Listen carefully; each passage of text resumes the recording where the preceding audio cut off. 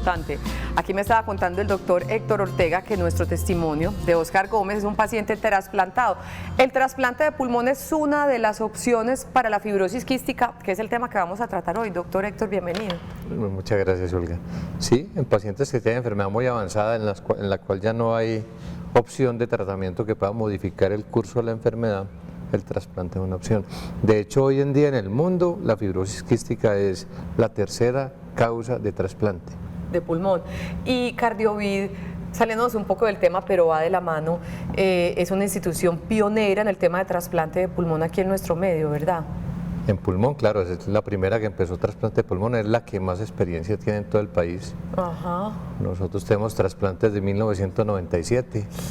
Ya van alrededor de 130 trasplantes pulmonares. Ajá. De esos 10 han sido de pacientes con fibrosis quística. ¿El resto con qué? ¿Con EPOC? Enfermedad pulmonar obstructiva crónica con EPOC, fibrosis pulmonar y hay otras causas pues ya esporádicas. Perfecto. Pero el tratamiento para la fibrosis quística únicamente no es el trasplante de pulmón, sino otras cosas que les vamos a contar. El trasplante es una opción solamente para pacientes que tienen ya enfermedad muy avanzada y que tienen ya una expectativa ya muy corta. Perfecto. Él es el doctor Héctor Ortega, médico neumólogo de la clínica Cardiovid. Gracias por estar, doctor Héctor, con nosotros. Muchas gracias. Y sentémonos y vamos conversando con Óscar Gómez. Óscar, ¿cómo estás? Bien, usted. ¿Hace cuánto te trasplantaron en la clínica Cardiovid? Desde enero, 8 meses. Desde enero, si quiere, doc, se puede sentar usted allí con Óscar. Hace 8 meses. Porque tu diagnóstico era fibrosis quística. Sí, señora. Antes de preguntarle al doctor Héctor, se lo voy a preguntar a usted porque los pacientes se vuelven tan expertos o casi tan expertos como los médicos. ¿Qué es la fibrosis quística, Óscar? Es la afectación del pulmón, que afecta a otros órganos seguidamente. Ajá, pero básicamente es en el pulmón. Sí. Ampliemos un poquito el concepto de la fibrosis quística, doctor Héctor. Pues digamos que para empezar es una enfermedad congénita, es una enfermedad heredada. Es una enfermedad que es consecuencia de una alteración genética, ¿sí? En el cromosoma 7 hay digamos que una región que codifica una proteína que permite en algunas células que tienen características de glándulas en el organismo, que permite la entrada de cloro y la salida de sodio, ¿sí? Entonces esta proteína, cuando es defectuosa o no funciona, impide que el cloro entre a la célula, salga el sodio y con el sodio sale agua, y entonces las secreciones de algunas glándulas del organismo son muy viscosas, muy espesas, y empiezan a producir problemas. Por eso es que las glándulas que producen moco en la vía aérea, senos paranasales, nariz, bronquios, producen unas secreciones que son muy difíciles de manejar, y esas secreciones son las que van conduciendo al daño progresivo del pulmón y a las infecciones recurrentes. Pero eso pasa además en otras glándulas, por ejemplo en las glándulas sudoríparas. También hay alteración del transporte de cloro y las características del sudor cambian. De hecho, esa es una prueba que hacemos para el diagnóstico. Y a nivel de páncreas también hay alteración en las secreciones pancreáticas y dificultad para que se libere adecuadamente secreciones que llevan enzimas que son necesarias para la nutrición y la digestión. Entonces por eso es que también es muy frecuente que se comprometa la parte digestiva por el problema del páncreas. Y a largo plazo el páncreas se va, digamos, deteriorando por ese problema y finalmente también compromete la producción de insulina, provocando en muchos de los pacientes diabetes muchos años después de su inicio. O sea que todos los pacientes con fibrosis quística tienen esas complicaciones en esas otras glándulas, necesariamente o no siempre. Siempre, pero es variable, no todos tienen igual magnitud de compromiso. Lo que llamamos ahora mutaciones, que son alteraciones en la información que tienen los cromosomas, son muy variadas. Se han descrito alrededor de un poco más de 2000, ¿sí? Y se han agrupado en 6 grupos. Los que pertenecen a los 3 primeros grupos, que es prácticamente la incompetencia total de la proteína, esos tienen enfermedades más severas y tienen compromiso pancreático más severo. Los que están en los grupos 4, 5 y 6 tienen un compromiso parcial y pueden ser entonces enfermedades clínicamente menos severas. Y por eso pues digamos que tienen menos compromiso gastrointestinal y tienen una expectativa de vida un poco mejor. Doc, esto es más o menos un gráfico de lo que pasa dentro de los pulmones con un paciente con fibrosis quística. Esas mucosidades a las que usted se refería las podemos recrear con esas manchitas amarillas, ¿verdad? Sí, uno normalmente produce moco permanentemente, porque el moco lo que hace es atrapar buena parte de las impurezas que están presentes en el aire, las atrapa y un mecanismo que llama el mecanismo mucociliar, que son pelitos microscópicos que tienen movimiento hacia afuera, van sacando ese moco permanentemente. Para eso es el moco. Para eso es el moco, exactamente. Y uno normalmente produce en forma permanente el moco. Y es necesario, pero... Correcto. En este caso, como el moco tiene una alteración en su composición y es un moco como deshidratado, ese moco es muy difícil botarlo. O sea, las cilias no son capaces de barrerlo, la tos no es tan efectiva y ese moco se va acumulando.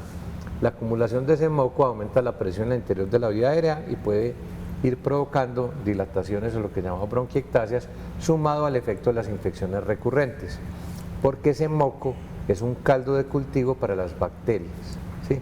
Entonces se empiezan a infectar repetidamente y esas infecciones repetidas van dañando tanto los bronquios como los pulmones.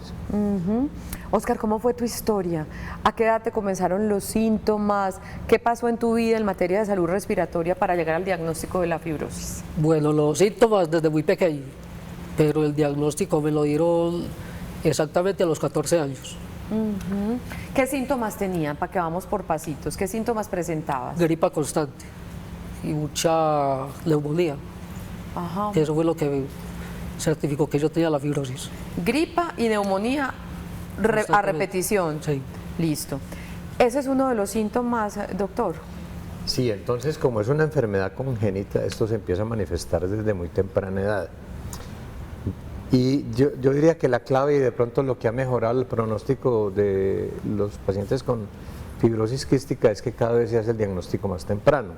En cambio, como le pasó a Oscar, antes los diagnósticos se hacían muy tarde y se hacían ya cuando la enfermedad estaba más avanzada y había mucho daño.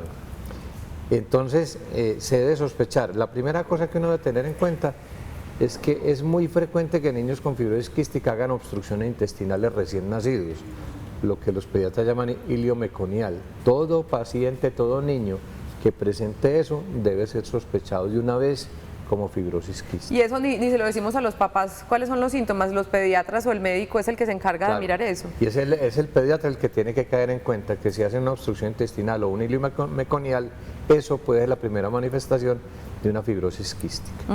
De ahí para adelante, ¿qué van a ver? Fundamentalmente lo que ha dicho Oscar, síntomas respiratorios permanentes por la acumulación de moco en la vía aérea, también en los senos paranasales. O sea, como una sinusitis. Pueden hacer sinusitis crónica, pueden hacer problemas nasales y el problema en los bronquios, pues que es digamos el más importante. Entonces, síntomas permanentes e infecciones recurrentes. Eso tiene que hacerlo sospechar a uno desde la infancia temprana, infecciones recurrentes. No solo respiratorias o respiratorias. Respiratorias. Ok. Y adicional a eso puede haber también síntomas gastrointestinales, que es lo que habíamos hablado del compromiso del páncreas. Porque el páncreas produce unas enzimas que son muy importantes, tanto para tener una adecuada nutrición como para absorber bien sustancias que uno consume, sobre todo pues grasas o vitaminas, lo que llaman vitaminas liposolubles, que dependen de la secreción de enzimas por parte del páncreas. Entonces es muy frecuente ver, adicional a las infecciones recurrentes, los síntomas persistentes desde el punto de vista respiratorio, es muy frecuente ver trastornos gastrointestinales, diarreas o al contrario estreñimientos crónicos, y puede haber alteración en el crecimiento y desarrollo por problemas nutricionales que tienen que ver con la mala función del páncreas en la liberación de enzimas para una adecuada digestión. Además de las gripas y las neumonías recurrentes, Oscar, también tenías problemas gastrointestinales, como refiere el doctor Héctor. Pero no era tan constante ni tan fuerte. Eran Como tú parciales. decías. Es muy variable, sí, eso es variable la severidad y digamos que la magnitud del compromiso de diferentes órganos. Ajá. En los que pertenecen a las mutaciones de los 3 primeros grupos, el compromiso pancreático suele estar presente y es muy severo. En los otros es más variable y frecuentemente es leve.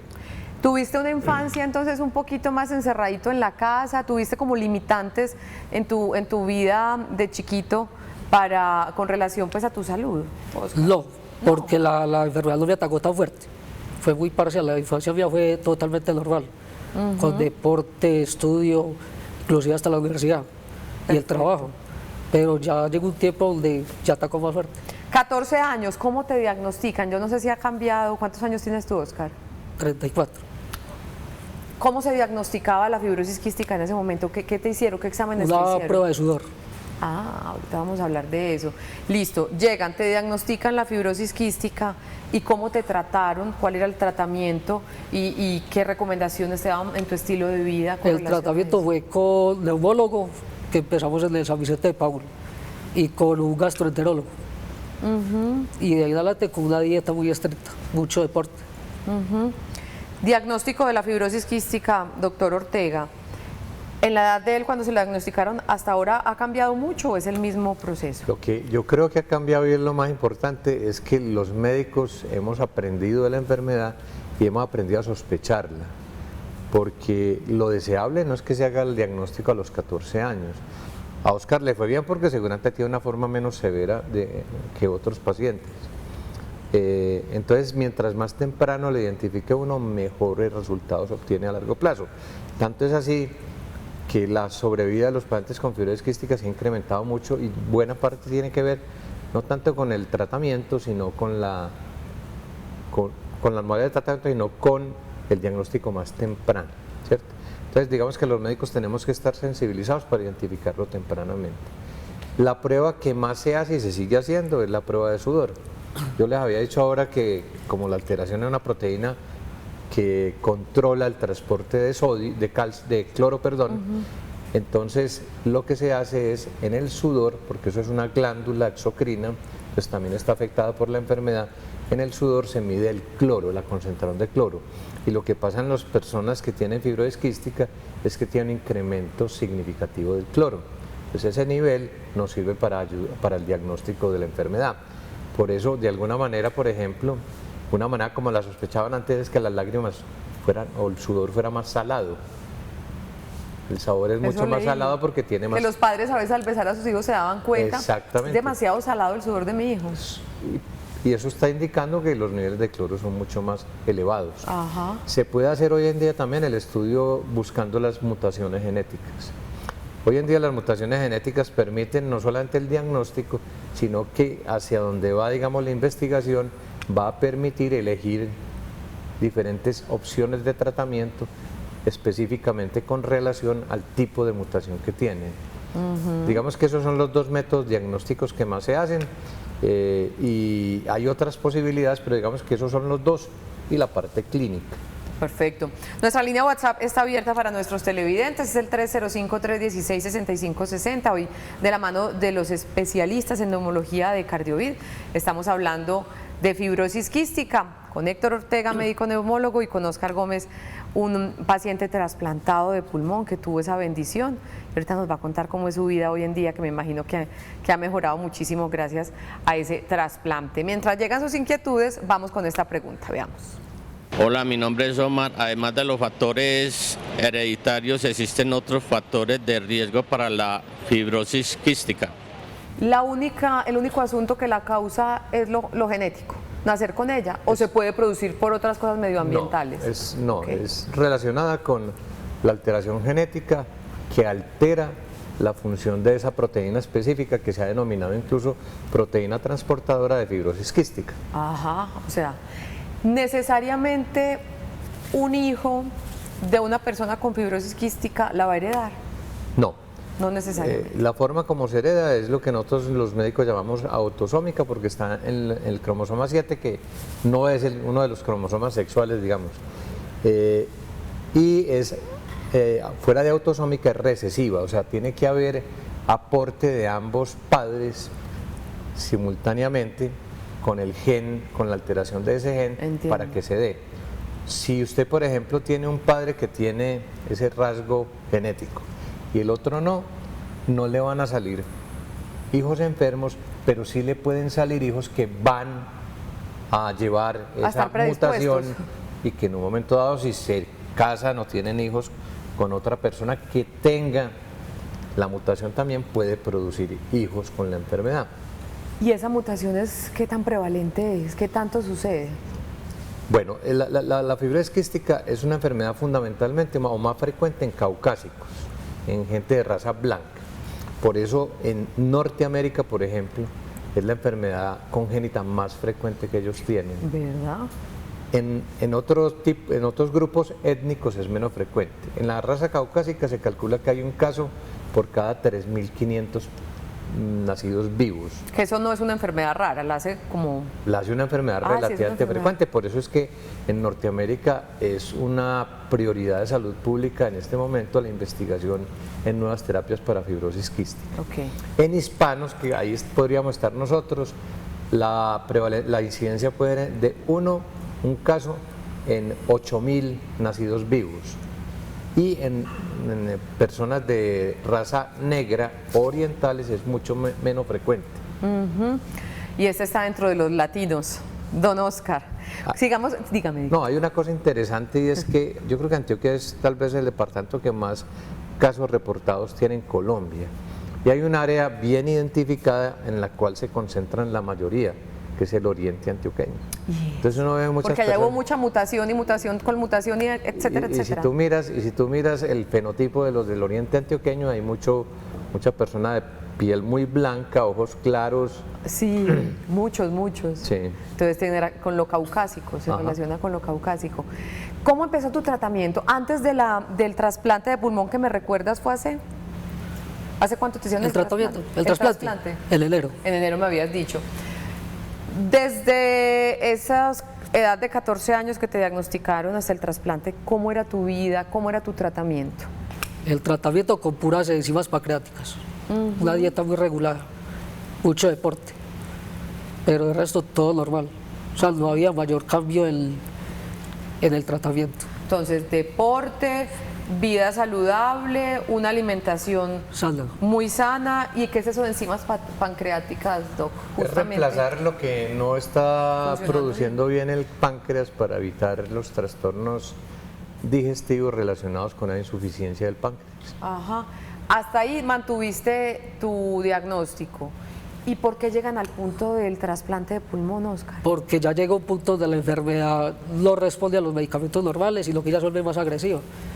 Entonces ya las gripas son más constantes, ya empiezo a sentirse más atacado y ya el cuerpo ya empieza a bajar el nivel de fuerza. Entonces ya es un desalito constante y ya llega donde el punto donde ya hay que programar es la cirugía. Doc, todas las personas con fibrosis quística tienden a hacer progresiva esos síntomas, no se pueden parar como tal. La enfermedad es, hasta ahora por lo menos, digamos que progresiva efectivamente, porque el daño pulmonar es paulatino, consecuencia de la retención de secreciones y las infecciones recurrentes, que es lo que más daña el pulmón. Las infecciones recurrentes dañan muchísimo el pulmón y van provocando, como consecuencia del daño, pues disminución en la capacidad respiratoria hasta que entran en insuficiencia, como ocurrió pues en el caso de Oscar. Oscar, cuando se trasplantó, ya estaba en insuficiencia respiratoria con unos pulmones muy comprometidos. ¿Qué ha pasado en los últimos años? Que de todas maneras, con los cuidados y el manejo antibiótico y todo lo que hacemos con estos pacientes, la sobrevida ha mejorado. Si usted mira la sobrevida promedio de las personas con fibrosis quística hace unos 30 años, era rarísimo que un niño con fibrosis quística llegara hasta los 20 años de edad. Hoy en día la sobrevida promedio, por lo menos en Norteamérica, está alrededor de 40, 42 años con lo que hacemos. ¿Y lo que hacemos qué es? Lo que hacemos fundamentalmente es tratar de mantener esos bronquios limpios, evitar que se queden esas secreciones adentro. ¿Por qué? Porque eso contribuye al daño, pero sobre todo porque facilita la infección. Y hay muchos, digamos, bacterias que les gusta vivir allá en los pacientes con fibrosis quística, en las Escondiditos. bronquiectasias y como consecuencia de las alteraciones de la producción de moco. Y hay dos que son particularmente importantes y que contribuyen mucho al daño del pulmón, que son la pseudomonas y el estafilococo. Casi todos los pacientes al final están colonizados por eso y eso acelera mucho la progresión de la enfermedad. Por eso parte importante del control de la enfermedad y del tratamiento es el uso de antibióticos, la mayoría de las veces dirigidos específicamente a ese tipo de bacterias. Perfecto. En neumología, en Cardiovid, llegan muchos pacientes con este tipo de diagnóstico. No muchos. No muchos, de pero hecho, han de hecho, llegado. este es un tema más de pediatras porque son los pediatras los que la tienen que diagnosticar y los que Nos manejan remiten. los pacientes la mayor parte del tiempo. ¿Qué ha venido pasando? Que esta patología con la cual no estábamos familiarizados los médicos de adultos porque los pacientes no llegaban a edad adulta porque se morían antes, ahora con los mejores manejos entonces empiezan a llegar. Y a nosotros en Cardiovid nos empiezan a llegar referidos específicamente al programa de trasplante, que digamos es la opción final que pueden tener cuando ya están en insuficiencia respiratoria y no hay otra posibilidad de tratamiento que cambie la historia natural de esa enfermedad. Entonces a nosotros nos llegan, digamos, no muchos, pero nos llegan buscando esa oportunidad de trasplante como una última opción en pacientes que tienen enfermedades ya muy avanzadas. Perfecto, seguiremos hablando con Óscar, seguiremos hablando con el doctor Héctor Ortega y nos vamos para que ustedes conozcan de cerquita qué es el departamento de neumología de Cardiovid. Unos neumólogos y unos especialistas en diagnósticos respiratorios súper expertos y con la calidez y que caracteriza a todas las obras de salud de la Congregación Mariana. Conozcamos neumología en Cardiovid y regresamos aquí al estudio de Televid. Veamos.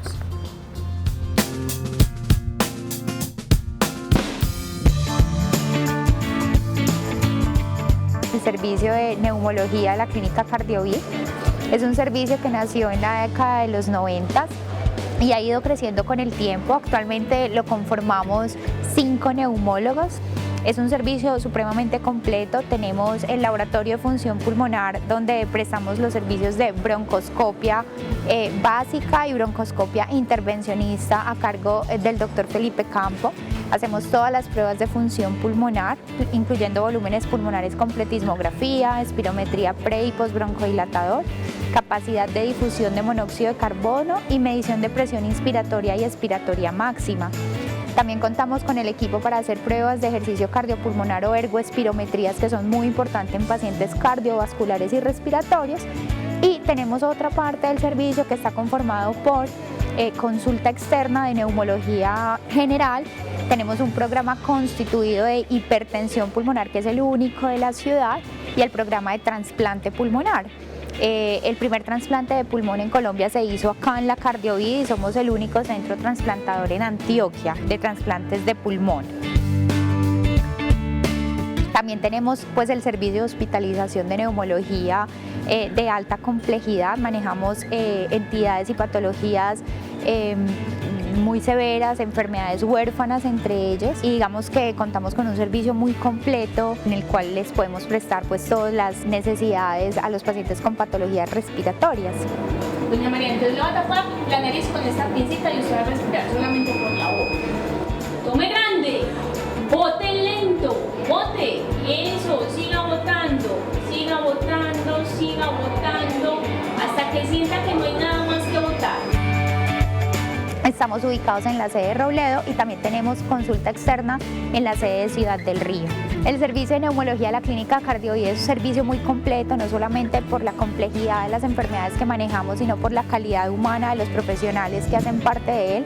Contamos con neumólogos de alto nivel, con terapeutas respiratorios y personal de enfermería completamente capacitado en manejar este tipo de enfermedades y este tipo de pacientes.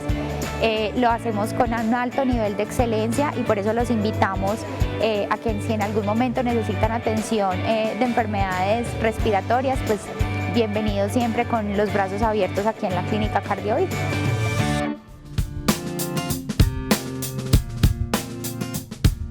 ¿Cómo se ve su oficina en televisión? Se ve súper bonita. ¿Cierto? La que Sí. estaba gritando, bote, bote, hasta que ya no le quede más aire, era esta Esa era señorita. yo. Kelly Juliet Martínez Caro es terapeuta respiratoria de Cardiovid. Hola Kelly, ¿cómo Hola, estás? muy bien, gracias. ¿Hace cuánto trabajas allí? Trabajo hace muchos años, pero más o menos hace 6 meses soy terapeuta respiratoria. Ajá. Trabajaba como enfermera. Ah, ok, te especializaste. Estudié, era auxiliar y Estudiaste. estudié para terapeuta respiratoria. ¿Viste la necesidad? Es que los diagnósticos respiratorios son muchos. Es muy común y ahora con tanta contaminación, entonces se ha aumentado las enfermedades respiratorias a nivel mundial y en Medellín.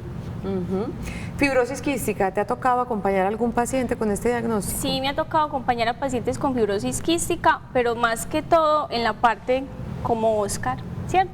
En el posquirúrgico. En el momento posterior al trasplante Exacto. de pulmón. De pulmón. Perfecto. ¿Cuál es el papel de la terapia respiratoria en los pacientes con fibrosis quística? La terapia respiratoria es fundamental. ¿Por qué? Porque lo que hace es evitar o retrasar el daño que se hace en el pulmón. Esa acumulación de esa mucosidad que nos explicaba el doctor Héctor que hace tanto daño que permanezca allí. Sí, entonces la idea es aplicar maniobras o técnicas que permitan la fácil eliminación de esas secreciones que a largo plazo lo que van a generar son infecciones y deterioro más de la función pulmonar. Entonces, más o menos, ¿qué hacen ustedes que trajiste aquí? Bueno, ¿Qué me entonces- estaban diciendo? Quiten ese café de la mesa. No, señor. Esos son implementos justamente que ustedes utilizan. Sí, entonces hay técnicas que son manuales y hay otros dispositivos que se pueden utilizar que ayudan mucho a movilizar las secreciones y lo que hacen es cambiar las características de las secreciones. Nosotros contamos con acapela y flúter. En este momento el flúter pues lo está utilizando un paciente y traje la acapela, es un dispositivo. Este dispositivo que tiene forma de cono y lo que hace es retrasar la expiración y trabaja con presión positiva y genera una vibración que se transmite a la vía aérea. Esa vibración lo que hace es cambiar las características de ese moco que nos decía el doctor, que es espeso, viscoso y que genera tapones mucosos. Y ya después por técnicas de alto flujo, de bajo flujo, lo que hacemos es ayudar a expulsar esas secreciones. Ajá. ¿Y este? Bueno, entonces hay ejercicios que requieren de más técnica, ¿cierto? Y maniobras, y hay otros que son muy sencillos, que se centran en el control de la respiración. Para este solamente necesitamos, yo traje un vasito y un pitillo. Okay. Llenamos el vaso con agua y el pitillo y ponemos al paciente a que tome el aire y bote el aire a través del pitillo haciendo burbujas. Actúa muy similar, ¿cierto? El principio es muy similar a como lo hace la acapela, ¿cierto? Hace que la aspiración se vuelva más prolongada, la vía aérea se permanezca abierta y esa vibración que se genera en las burbujas se transmite a la vía aérea y también ayude a cambiar por las características de ese moco espeso y difícil de eliminar. Tú nos contabas que has tenido relación con pacientes con fibrosis como Oscar posterior a un trasplante de pulmón. Pero este tipo de ejercicios, te voy a preguntar si hay más que pueden también hacerse en casa. Me dijiste que cuidados en casa se puede hacer. Sí, claro. También se hacen en pacientes que tienen el diagnóstico aunque no hayan sido trasplantados. Sí, claro. De hecho, estos ejercicios les conviene mucho a los pacientes que tienen el diagnóstico, ¿cierto? Porque la idea es esa, sacar esas secreciones que se vuelven en un caldo para microorganismos y van a generar procesos infecciosos que va a llevar a que tengan que ingresar a una clínica, a que se complique más su estado de salud. Entonces hay algunos asuntos de la terapia que deben ser en la institución como tal, pues Sí, porque claro. tienen las máquinas y los implementos necesarios. Pero este ejercicio, como otros, pueden ser un manejo casero también del Sí, diagnóstico. sí, ¿Qué claro. otros, digamos, ejercicios les podemos Claro, entonces indicar? hay otro que es muy sencillo, que se le pide al paciente que tome el aire y lo bote con los labios pinzados. O sea, pinzados y pinzados cerrados. es tomo Ah, y boto ok. como si estuviera dando un pico o inflando un globo. Ah, ok. ¿Listo? Entonces tiene un principio muy similar a este, solo que no genera burbujas, ¿cierto? Entonces mira que son ejercicios muy sencillos. Hay otro que, por ejemplo, se le pide al paciente que tome el aire, saque el estómago y eso ayuda a que baje el diafragma y que haya una mayor expansión del pulmón. Entonces son ejercicios que lo que llevan es a un fortalecimiento de la musculatura respiratoria y también nos ayudan a eliminar secreciones. Un paciente con fibrosis quística, aunque cada caso es diferente, todos los días debe hacer alguno de estos ejercicios para ayudarse en ese proceso. Sí, claro, por supuesto. ¿Por qué? De hecho, la base de la patología es esa, ¿cierto? Son pacientes que generan secreciones que son espesas. Entonces, si yo aseguro que mi paciente o ellos aseguran que la vía aérea está limpia, entonces se disminuye el riesgo de tener pues una infección. Entonces, la idea es que todos los días lo tomen como un hábito de vida, que la terapia respiratoria se vuelva mi mejor amiga, ¿cierto? Mi mejor amiga porque es fundamental en el tratamiento de esos pacientes. Recordemos los 3 ejercicios caseros, por llamarlos así, Sí, caseros que nos porque son muy enseñaste. Entonces, el primero, vasito, agüita y sacar burbujas. Y sacar burbujas. El Es- otro es tomo el aire y lo boto con los labios pinzados. Y el otro es que recibe el nombre de respiración diafragmática, que lo que hago es tomar el aire, sacar el estómago y eso asegura y mejora la expansión del pulmón. ¿Tenemos más? Sí, hay varios ejercicios. Vea, realmente los ejercicios no se eligen como una receta, es decir, voy a seguir esto, después no. Se debe evaluar el paciente y previa a la evaluación del paciente, el terapeuta define qué ejercicios le convienen más, Perfecto. van a ser más beneficiosos para ellos. ¿Y son los mismos ejercicios, por ejemplo, los que tuvo Oscar después de su trasplante de pulmón o después del trasplante hay otros asuntos también? Después de trasplante hay otros asuntos y sobre todo el posquirúrgico inmediato que genera mucho dolor, entonces uno ya empieza a trabajar en el control respiratorio tratando de que la mecánica, por decirlo así, la mecánica respiratoria de estos pacientes mejoren, ¿cierto? Pero realmente el tratamiento en los pacientes con fibrosis quística es higiene bronquial, pura higiene bronquial. O sea, terapia respiratoria absolutamente necesaria para este Y diagnóstico. moverse, no quedarse quietos, porque muchos creen que quedarse quietos porque se ahogan, porque se alcanzan, pero esto hace que las secreciones se queden estáticas Muy en el cómodas. pulmón, claro, estáticas, entonces esto va a hacer que se aparezcan todas las complicaciones que ya había mencionado el doctor. Perfecto. Kelly, muchísimas gracias por estar con nosotros. Gracias a ustedes por la invitación. Estuvo muy clara tu explicación. Nosotros vamos a nuestra primera pausa. Hoy en Sana que Sana estamos hablando de fibrosis quística con los especialistas de la clínica CardioVis. Si usted tiene inquietudes, aprovecha al doctor Héctor Ortega, nuestro médico neumólogo invitado. En el 305-316-6560 esperamos esas preguntas. Ya regresamos. Esto es Sana que Sana.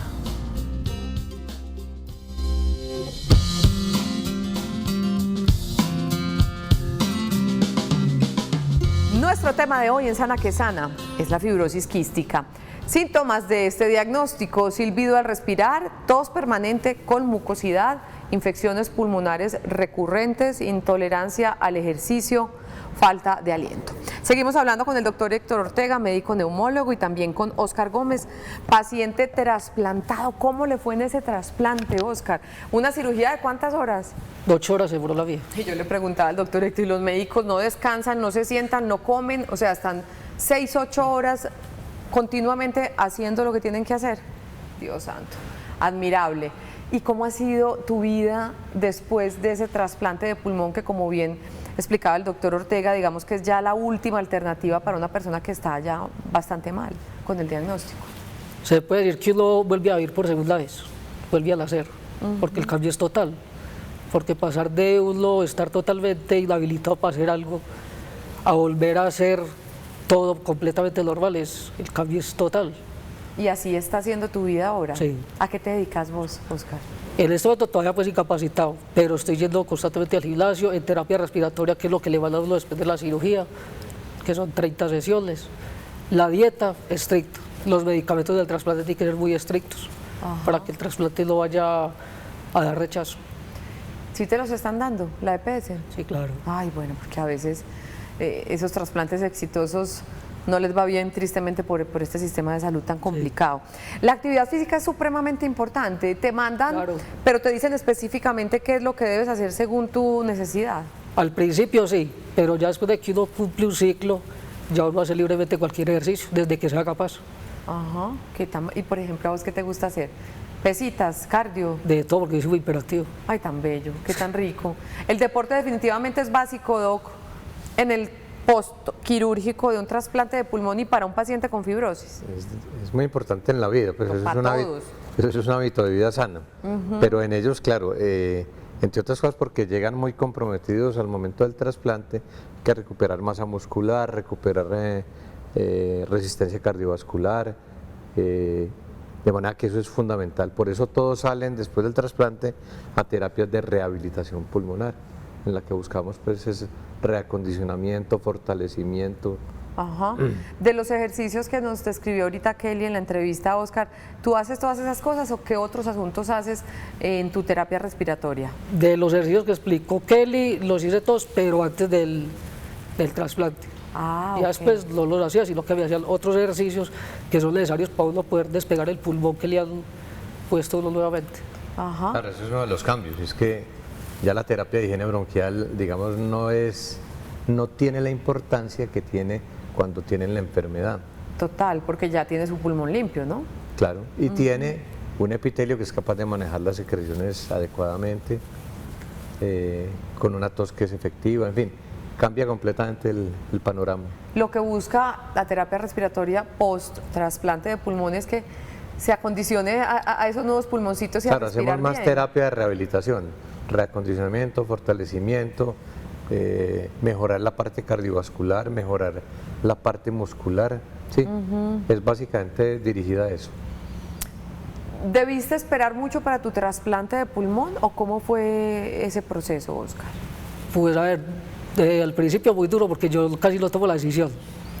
De cada ratico me decían, piénselo, piénselo, y yo, Te con daba mucho miedo.